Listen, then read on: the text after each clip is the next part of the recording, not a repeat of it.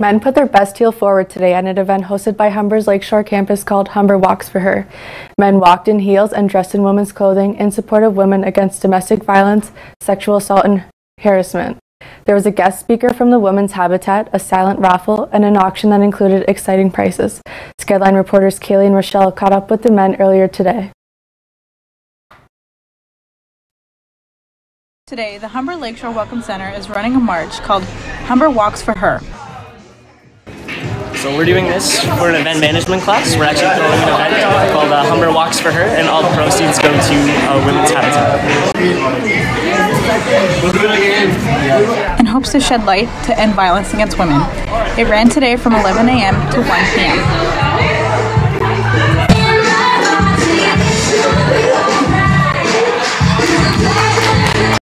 A 5-year-old girl has died after being struck by an unoccupied vehicle in Toronto's North End near St. Raphael's Catholic School.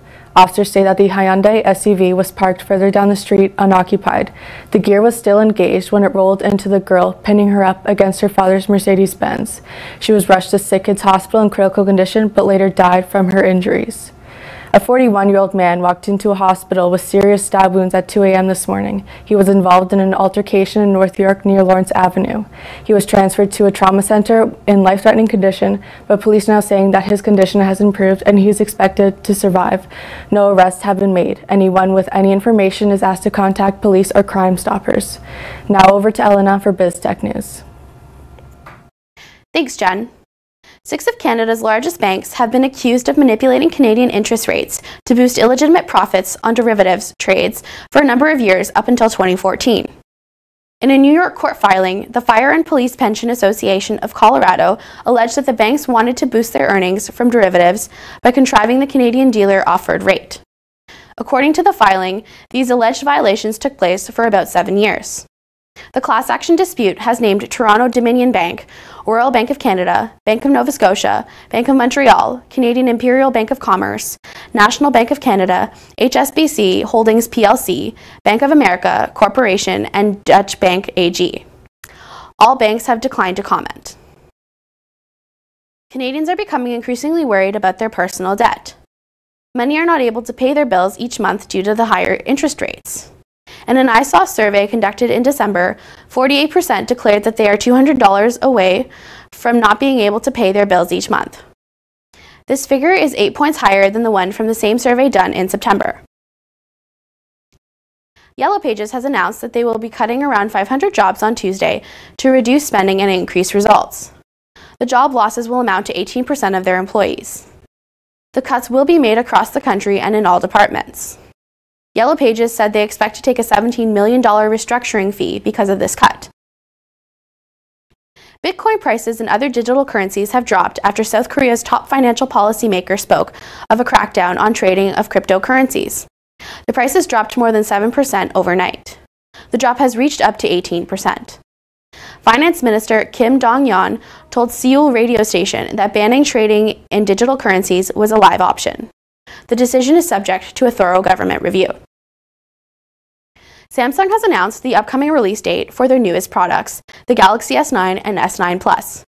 Samsung's mobile business head, DJ Ko, confirmed that the release will be unveiled at the Mobile World Congress next month. He did not mention a specific date. Rumors have revealed a number of details on Galaxy S9, but little clarity about its battery size. The date when Samsung will be taking pre-orders for the phone is not yet available. And that's it for your BizTech news for today. Now back to the newsroom.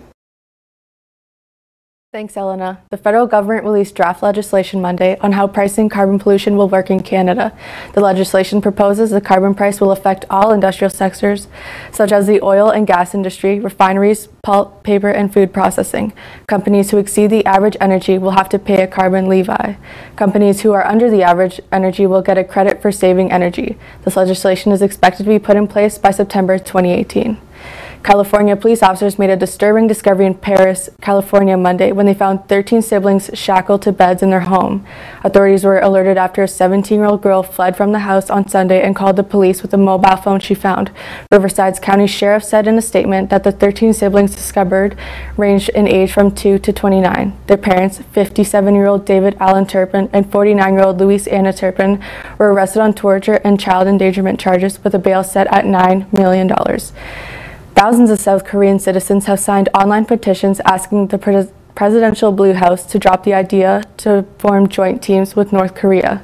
South Korea's women's hockey team were furious and found the idea of a joint team with North Korea absurd, according to a senior official with the Korea Ice Hockey Association.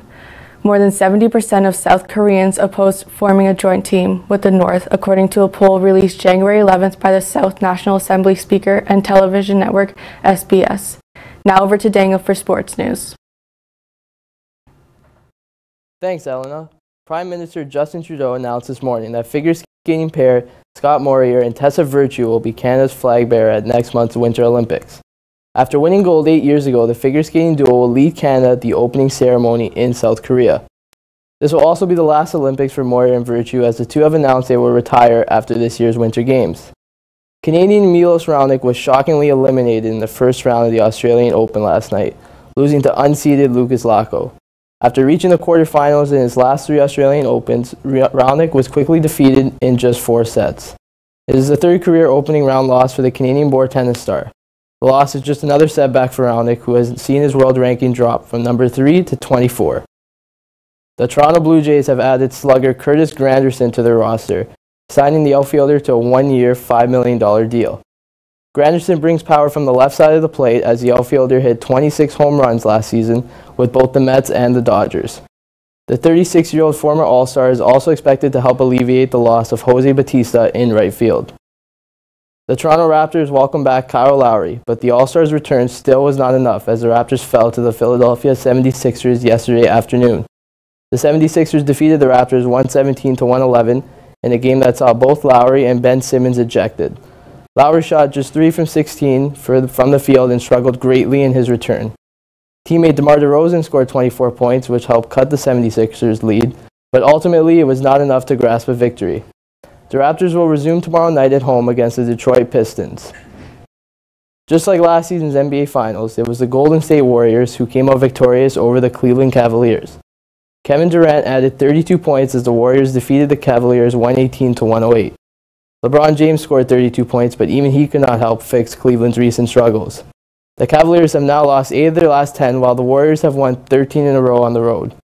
This marks the final meeting between the two superpowers this season, but perhaps another championship rematch could change that. The Tennessee Titans and head coach Mike Mularkey have agreed to mutually part ways after the team's 35-14 loss to the New England Patriots. This news comes a week after Titans owner Amy Adams-Strunk expressed confidence in Mularkey as a head coach moving forward.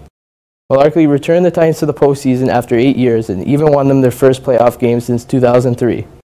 After compiling a 20-21 record in 3 seasons with the Titans, Mularkey has already sparked interest from around the league.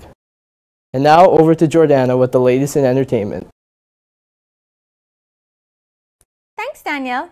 The Netflix TV series Anne leads with 13 nominations for the Canadian Screen Awards this year. Following the TV series, we have Cardinal and Kim's Convenience coming in close with a total of 12 nominations each. And then Alice Grace and Schitt's Creek with 11 nominations each. The annual award ceremony honors excellence in television, film, and digital media productions. Winners will be announced at the televised Canadian Screen Awards Gala in Toronto on March 11th. Celine Dion has cancelled her 3rd Las Vegas concert this month due to ongoing throat inflammation. The French-Canadian singer made an announcement on Facebook after a difficult performance last Friday. Celine told her fans that it was her doctor's orders to not perform the following night. The singer plans to tour around Asia this summer. Author of Handmaid's Tale, Margaret Atwood, is facing backlash on the internet for writing an opinion piece on the disadvantage of the Me Too movement. Atwood wrote the piece titled, "Am I a Bad Feminist?" for the Globe and Mail this past Saturday. She also mentions Stephen Galloway, a former professor for University of British Columbia, who was fired back in 2016 for sexual assault allegations. Atwood writes that people should not make a judgment on the case until investigations are complete. People on social media disagree, saying her views are not aligned with the Me Too movement. Timothy Chalamet will be donating his salary for an up-and-coming Woody Allen film called A Rainy Day in New York. The co-star of Call Me By Your Name made this announcement on his Instagram page earlier today, but didn't comment on the allegations against Allen. Chalamet is now the latest actor who has distanced himself from the filmmaker. The money will be donated to charities fighting sexual harassment and abuse. The leader of the famous alt-rock band, The Cranberries, Dolores O'Riordan, passed away at the age of 46. O'Riordan was found Monday morning at a London hotel. UK authorities are not treating her death as suspicious. Reports were shown that the singer did have physical and mental health problems in the past that led to the world tour being cancelled back in 2017. A case is being passed to a coroner to determine exact cause of her death. Now back to Jennifer with more news. Thanks, Jordana. We end today by noting the passing of Mississauga City Councilor Jim Tovey. Tovey won Citizen of the Year in 2014 after helping convince the government to abandon plans to construct a gas plant along Mississauga's eastern waterfront and instead create a community-driven master plan for the revitalization of the area.